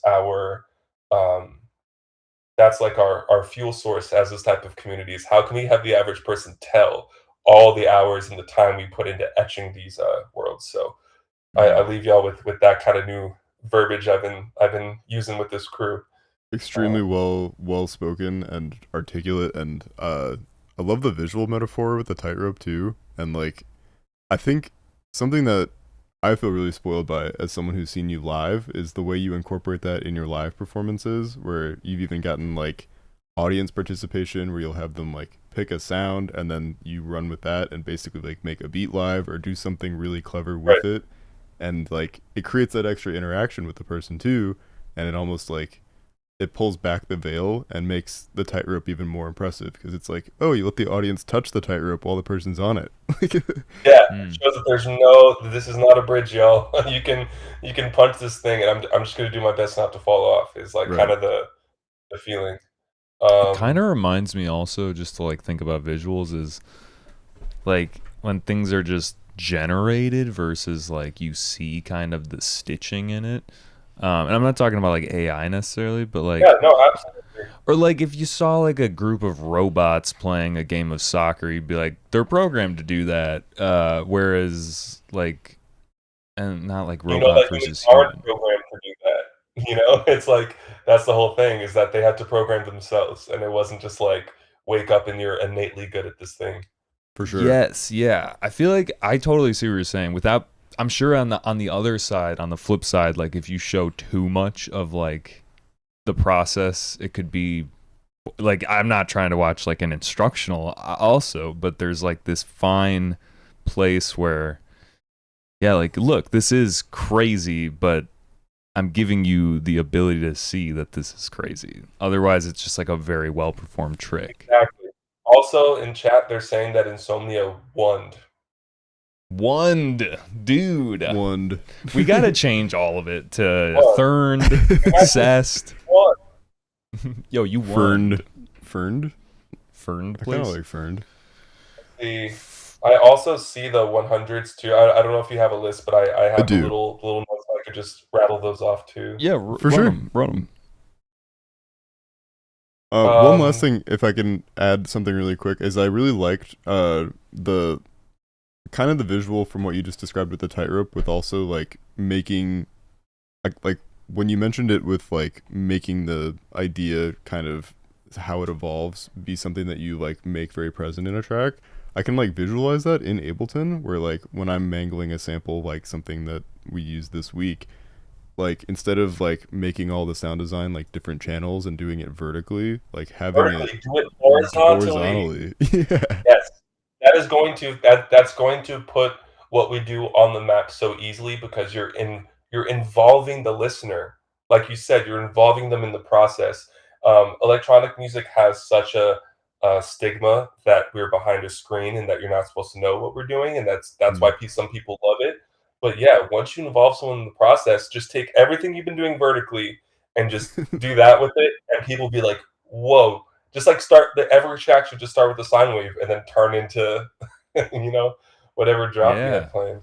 That's a really powerful, like, again, just visualizing with Ableton how like, yeah. Anyway, I just had to jump in and say that, but please, that's a great point. That's a great way to like execute that. Mm-hmm. So who should I go with first? So it looks like Crawl was first. Okay. So I felt like you absolutely leaned into the energy that the sample anticipated, which is great. And I think the one thing that kind of didn't have me scored in the top 3 was that there was some melodic energy in there, and it kind of had that like cool chromatic chord shift thing. And for me, I felt like if there's going to be super awesome bass sound design, it would have really blown my mind if the melodic composition felt just as alive and just as considered, which I feel like the Vin X and Plain Black one was a great example, because as soon as that jazz solo hit, we were like, wait, the song was already going crazy in this realm. The fact that it's hitting this side of the Venn diagram too, as considered as this point, kind of made it strong. So all your bass sound design was great, and I felt the copycat energy, and I think that one thing would have would really push it, knowing that anything that enters the ring is going to be like set to 10, For sure. Mm-hmm. Great feedback. Up next was So, TSOU. Oh, okay, cool. I think that was earlier. It was one of the earlier ones, yeah. Okay, so I wrote down that I loved the melodic composition, and the one critique I had is that I felt like the strength of the main sample, what made it interesting, is how it morphs over time in the sample. And from what I remember, So's drop kind of was chopping one first part of the sample over and over again, kind of not revealing that it has this motion, almost like taking a photo of like a tsunami crashing and only showing that one image. So I feel like if you were to go back and do the same kind of rhythm, because the rhythm was great, almost either scrubbing the audio or going into like simpler if you're in Ableton and kind of changing the start point so that as that chop is happening, we're still getting to see it almost would look more like a strobe effect than just showing one image from the overall sample would be my thing. Yeah, I like that. The visual of the wave crashing is really cool to think about that as a sample because it's so like there's so many different cycles of that wave. Yeah, exactly. And like one like this, it makes you want to see something else, you know? Yes. I was gonna say that image, but like in a sampler, I can like it's like you really can see the wave crashing or like the swell or different parts of it. Yeah. Anyway, really, really cool. I love the Ableton visuals that have been. Yeah, I'm living for that. Up next, after So was Nada. Yes. Okay, Nada. Me. Where did I put Nada? Okay. Okay. So the reason I said all the things about the tightrope earlier is because I wrote down this is one of my favorite intros so far, and I think the drop could have leaned into the sample more. And then you wrote that was the sample, which made me go like, okay, it's not even an issue. It's just a matter of I felt like maybe even representing what the initial energy of the sample that in this context me as a judge, because also like outside of this is just great, you know, but within the context of us being like, okay, here's the sample and how's it represented. I think even having a moment, because you have this really beautiful overdriven lead, if we had heard the main sound and then it gets ramped up into that lead and then it does whatever it was going to do for the rest of it, that would have been the, you know, the icing on the cake. But the whole track is so structurally sound, and especially the way that it gets hinted in the intro, that's what really excited me too. I almost think you did such a good job on the intro, you could have almost just like done the bare minimum for like 2 bars with the main sample and then brought it the moment that idea was going to die down, then use all your other tools in your arsenal with the way that you did, you know? I love that the tightrope is probably going to be the big takeaway from this, because a lot of the beats that we got this week are from people who very regularly participate in these, and I'm really excited to see how they all apply that philosophy to their future submissions and anything else they work on. We're kind of bringing up like the sample cop vibe where it's kind of like, okay, but did you use the sample? And instead of making it this like niche arbitrary thing, we can kind of zoom it out to what everyone expects from all of music, which is, you know, when someone's singing up there, we don't want to figure out their lip syncing. But if they are lip syncing, it's because they're dancing so well that they wouldn't have any breath to sing. And it's like there's always a tightrope. So it's like it doesn't even have to be like, you know, this thing of like, did you use it or not? But more so like, can I feel what the sample was supposed to bring to the table, and can I tell what work you put in around it rather than not being able to tell and stuff. So yeah, shout out the tightrope. Shout out tightrope. And like risking it for the outcome type of deal, and like like showing people that there is some risk involved, I guess. Also, I don't know if you're still in the chat. I know you've got your notes app up, but everyone is resonating very strongly with the feedback. So thank you again for taking the extra time. I'm trying to go back and forth between the chat and this, but yeah, no, I love it. Oh yeah. Did we have anyone else that wanted feedback? We had a couple more. Drac was next. Okay. Let me go to Drac. That was a little earlier, right? That was one of the second or third one, I think. Okay. Yeah. So I love the anthem because I did not expect someone to take the slightly. It almost like it wasn't even implied to be that melodic when I first heard the sample, and then you came up with a lead that got stuck in my head. And we all celebrated how sick the second drop was, but I almost feel like within that time frame, you had built a really special anthem, and then when you had drop 2, you moved away from it as if that was almost a part of the original sample and it was time to like, you know, rip things apart. But you had built this thing in the middle of the song. I almost wish that the entire second drop had similar energy, but was like reinforcing that anthem, almost like again, a G Jones and E prom where you could find that melody in the bass line as the top end does other stuff. But that was like such a cool move to take something so cold and then make it feel warm before I could even tell it was happening. So I like that a lot of your feedback on these is like, this idea was great, this idea was great. You can sit with those ideas more if you want to make it a full-length track. I think all these songs have such strong intention, and the only critique I'm gonna be consistently having is, this is also another word that I've been, like, living by. It's like, how do you make an idea undeniable? Because an idea can be great for whatever reason you feel that day, or greatness is subjective. But like, I'm always thinking about, um, when you go to an art museum and there's a sculpture that you could look at from any which way you want, but you turn one way and you're like, "Oh my gosh, it's a face," and it was a face the whole time. And like your brain can identify that all those crazy pieces and parts were supposed to line up to be that exact image. It's One still cool from every perspective. other angle, right? And then what's great is they don't have to tell you because everybody in the room is just naturally standing there. And I think that's what makes it undeniable. Like anyone could be standing anywhere, but if you stand right here, you're gonna see it. And so I think a lot of these ideas, the feedback I'm trying to stay within the realm of is not like, oh, you should have done this genre, like more drops, bro. It'd just be like, I see what you're setting up, and I feel like I'm standing at another angle, and I want to experience this version of this idea where there's no if, ands, or buts about what I'm looking at, you know? I also just thought of like earlier when you were talking about going to the zoo, like I think of it as like when you go to the zoo and an exhibit's way too big and like an animal's like way in the back and you have to stand in like a you're like, where are they? You have to wait your turn for like 50 kids to get through. Yep. You just want to see, you just want to know it's there and then walk let me over, see the grizzly bear, whatever the hell. Yeah, looking for animals in the zoo is so wild. You're so right. I haven't been many times, but it's like, that's why we're here. It's like looking see for where the crowd is. Yeah. Dude, it's always the lizard that you're like, where is it in this terrarium? It's like tucked That's away. a great point. And then you're like, sometimes it takes too long to where you see it and you're like, okay, we did it. Like, time to, like, go see good. the Nice. Yeah. Cool. Drax says thank you. I'm sure you see in the chat as well.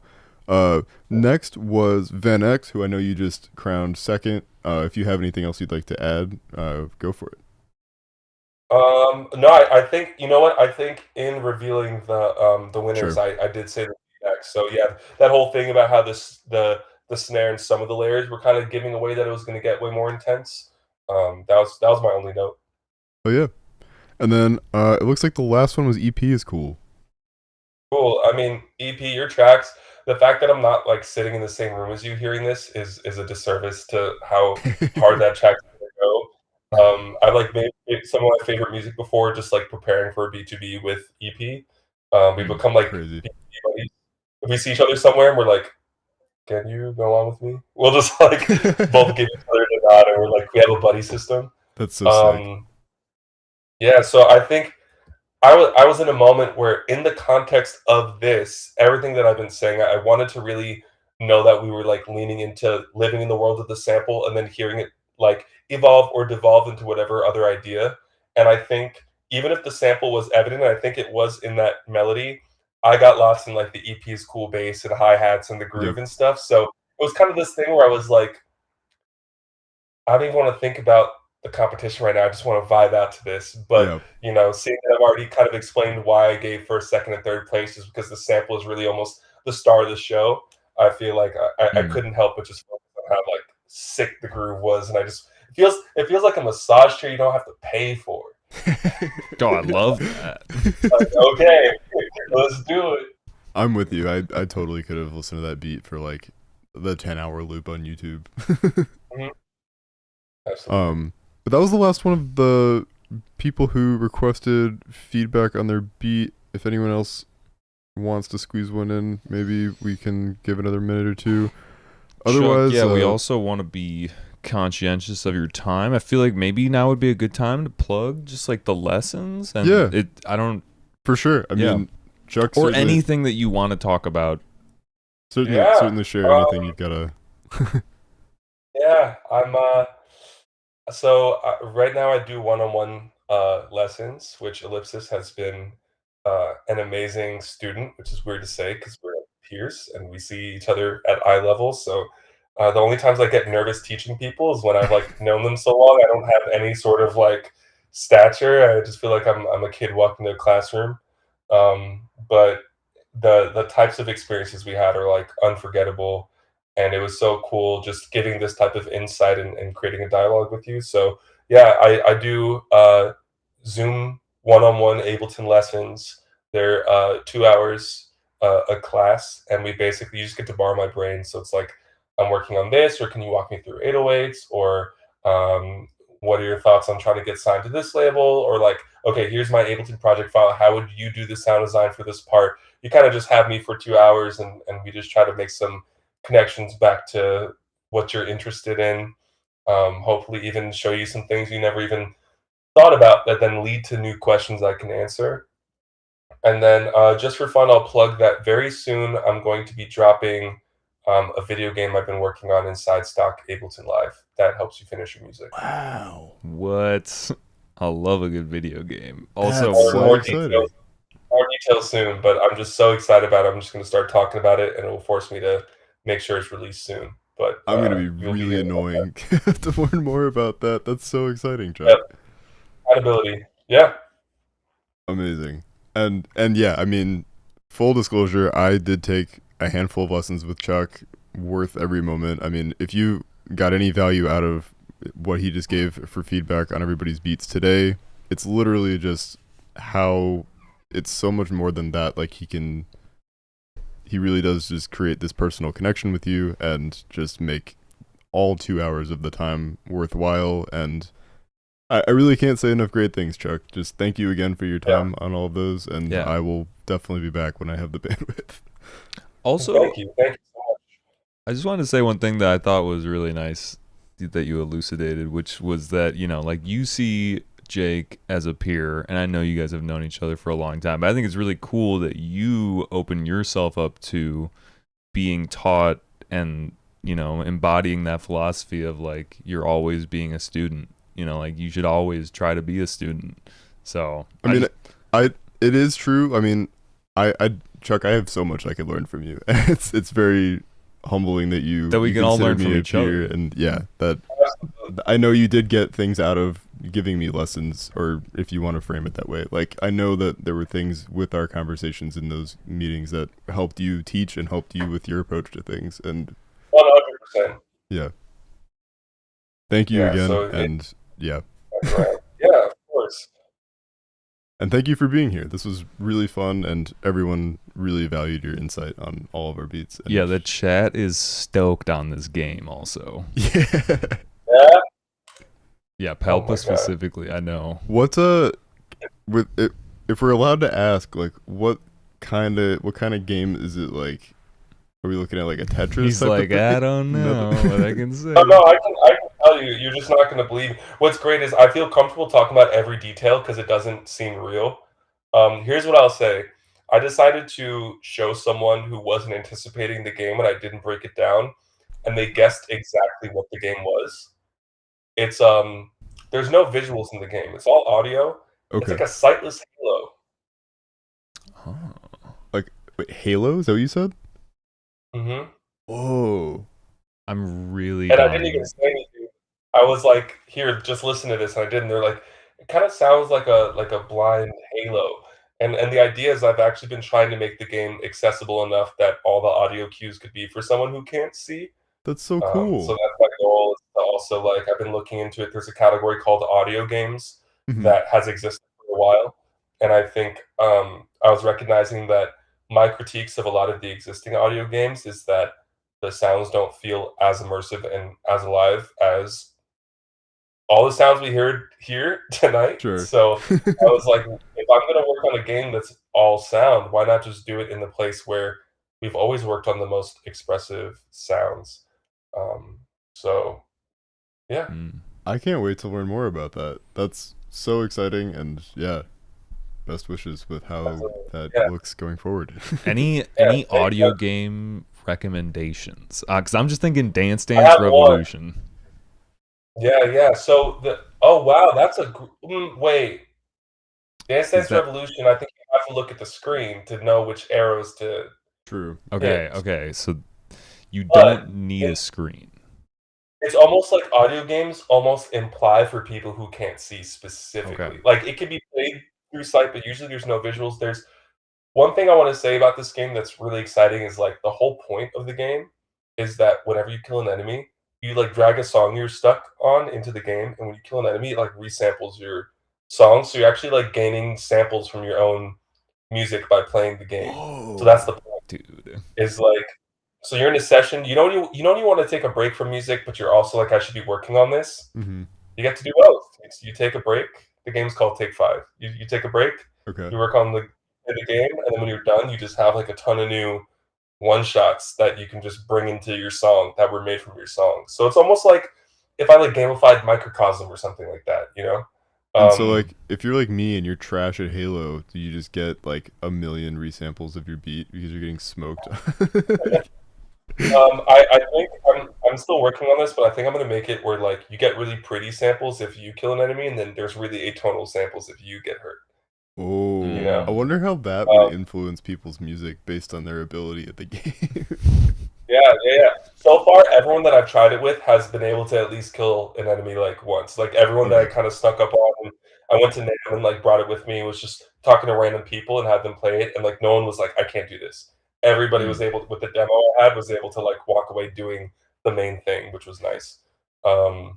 Very exciting. That's really cool. But yeah, a game I'd have to recommend, the best one I played so far, there's a couple on my list, but it's called, Blind Drive, and the idea is, and you can get it on Steam, like, you can just download it right now, and it's a story where, you're a character who's, stuck in a chair that this, like, evil guy's controlling, and you're blindfolded, and he controls the pedals, so you can't control that the car is going forward, and so as you're playing, you'll hear, like, on your right ear, and you have to tap the left arrow key to kinda swerve your car out the way, and so you're trying to dodge cars through sound, but then the way they trip it up, and this was such a good learning experience, the only 2 controls are left and right, so you're either moving to the left or the right. Okay. There's some cars you do want to hit, so there's, like, police cars, or there was, like, ice cream trucks, you wanted to hit those. So sometimes your brain was, like, hearing a sound, and you have to make a quick decision, you're like, "Wait, is this a sound I want to hit or I don't want to hit?" There was a little bit of a mind there, or sometimes, like, the radio would turn on in the car, or you go into a tunnel, and the sounds would be much harder to decipher, like, the windows would roll up. So it was interesting that it was this, like, pure anticipation ear training with, like, a quick reaction ear training game. I was gonna say, I feel like that would make I feel like that would be good for my brain. I kind of want to play it out of like a venue that has a mono system. Where there's no sense of anything. That would be tricky. That's called flipping a coin. Yeah. Yeah, really. Okay. Damn, that's That's really cool. really Thank you cool. for letting us know about this. I didn't even know about this whole genre, and I love video games. Sure, So I'm I definitely didn't gonna until I was trying to figure out my thing. I mean, I just started mine because I was on, like, a red eye, and I just wanted to close my eyes but also play my Switch, and I was like, "Can't do that. What if I could?" And then it's like that.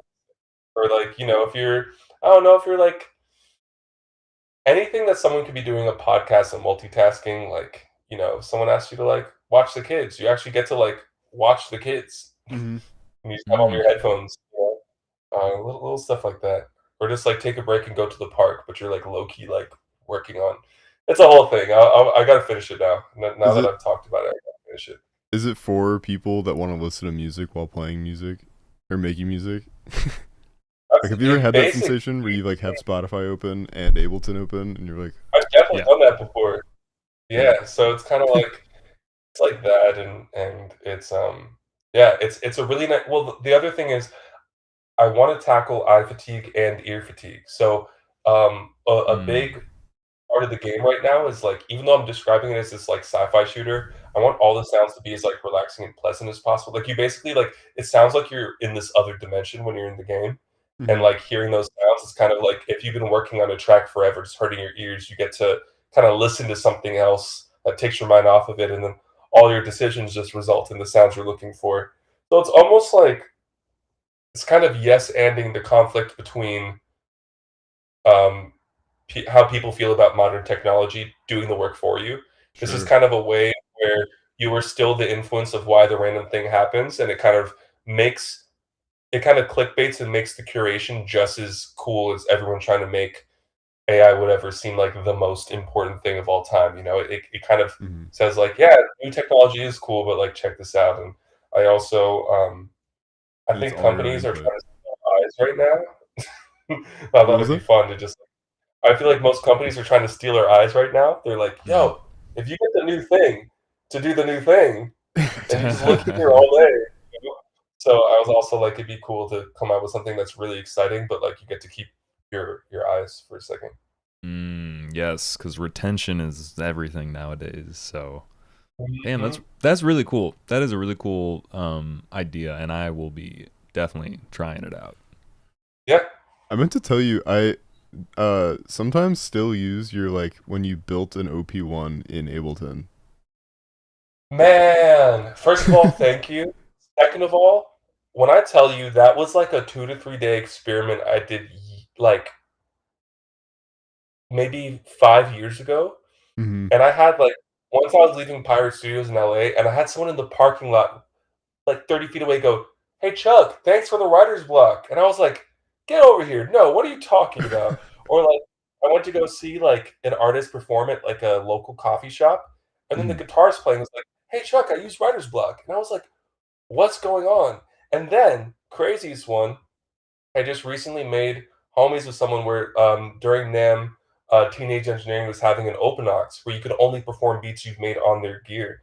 And Sure. someone was playing some great music, and I went to go like dap him up, and then he was like, "Hey, I work at Electron, and I actually got writer's block before I got the OP1." So he got my thing to then actually get the real thing, and now he's performing the real thing at a Teenage Engineering event. So I was like, Oh, damn. it was Yeah. fairly accurate at the time. I was like, "Whoa!" So it's crazy that something that was such an experiment so long ago, people bring up to this day, Yeah. pretty constantly. It's wild. I feel like it's also because the OP1 is such a like investment that like having yours as like I forget if it was like $10, like much more Yeah, it's accessibly $10. priced. You can just try it, and if it's something that works for you, you can feel more confident about getting an OP1. It's not Absolutely. like It's I the think that needs gateway to happen drug. yeah. more. It is the gateway drug. It needs to happen more. I mean, when I finally got my OP1, I didn't really know how the looping worked, and crazy enough, I was like, "I wonder if it works the way that my thing did," and it did. And I was like, Oh, "Yes." You figured it out in reverse. sick. Yeah. Yeah, I was like, I bet it works the way that my guesstimate works. It's so cool. That's wild. Dude, well, thank you for all that you've done and contributed to the music production world. We're looking forward to all of the new stuff that you got coming out. And yeah, thank you again for your time. Especially the thank extra you time going through all the submissions again and answering I have everybody's to. questions. That part of my brain doesn't turn off now. Like I just have to like it can't just be like, "You're dope, you're dope. Goodbye, everybody." Um, but yeah, also thank you for creating such a great community. I think this is the final missing piece of this sound and world that we love so much. So, you know, I love contributing because people are there and you're obviously bringing the people together. So thank you. Hey, appreciate it. It's extremely validating. I mean, yeah, we've been putting a lot of work into this. So yeah, thank you for saying that. Yeah, absolutely. Do we? I guess the last thing we could do is just listen to the sample really quick before we let you go. Oh yeah, Chuck, you gave us the sample for this coming week. Thank you again. Sherry's pulling it up now. Mm-hmm. Also, are there links for me to revisit hearing everyone's tracks today? I'd love to. Yeah, they're in our Discord. We just leave them up, and if you want, I forget if you're in there or not. I can. Oh, give you I'm the not. I links. like never use Discord. If any of you have ever reached out and I haven't gotten back, my apologies. I like do not use Discord, but I love it. If you want, I can also like grab all of them and send them to you some other way, whatever. No, I can absolutely join the. I just forgot how I'm a boomer.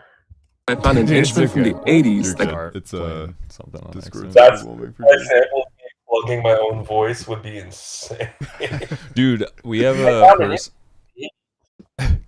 we have a person in here who sampled our voices in the songs from the previous stream, and it's like really confusing hearing yourself back. You're like just he what? submitted one week and we were like, okay, cool, great beat. And then the second week, he used the sample really well, and then also like just sampled Jerry and I talking about his beat from the previous week. Yeah, shout out Young Dave. Yeah, Young Dave.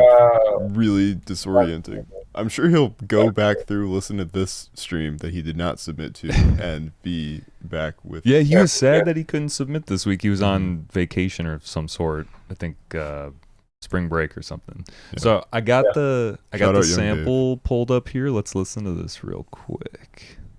Turn it down real quick too.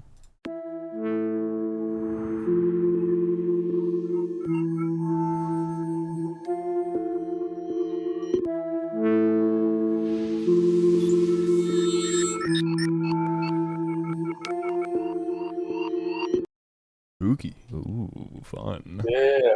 Very fun. What's the context for this sample? Or just something you had?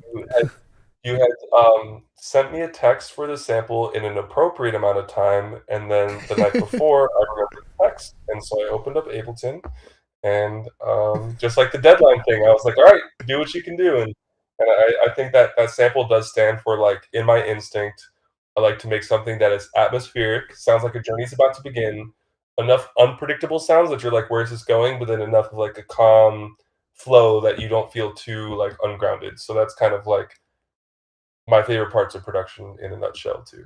But also it was just last minute. Love that. Well, we will definitely get some exciting beats with that in the coming week. And of course, if you want to come back and see what people do with them, you're more than welcome. Yeah. That'd be great. For sure. Cool, man. Well, yeah, this is probably the longest we've had a guest here, so we really appreciate your time, man. And yeah, we will let you go. We've put you to work. Yeah, all good. I kept myself here. I know I do this.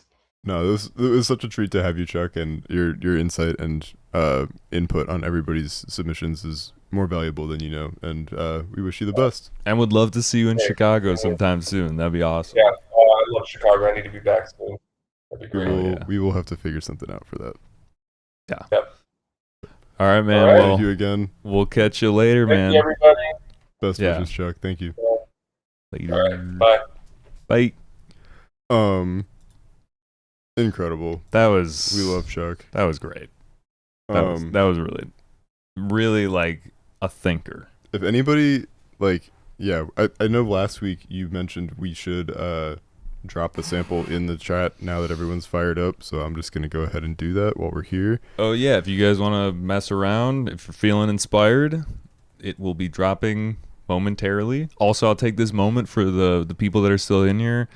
Hit that like button, hit that subscribe button, do that thing. Leave a comment on the video. I know you guys have been active in the chat, but all of that signals to YouTube that we're doing something cool, so we would appreciate it. Yeah, with that, I guess some announcements from us. Jerry, what do you got going on with the Poducer verse right now? Poducer verse.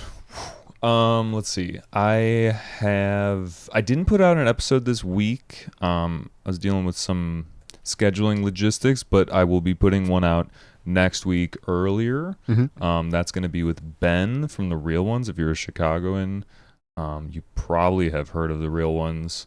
And if you use Instagram and listen to stuff we like. Yeah. Super cool conversation. Definitely a long one. Excited to put that out. What else do I got? I've been doing this thing where I don't know where this can live because it's also like a copyright issue, but I've been sampling bits of old interviews from like artists that I like, just like little insightful things.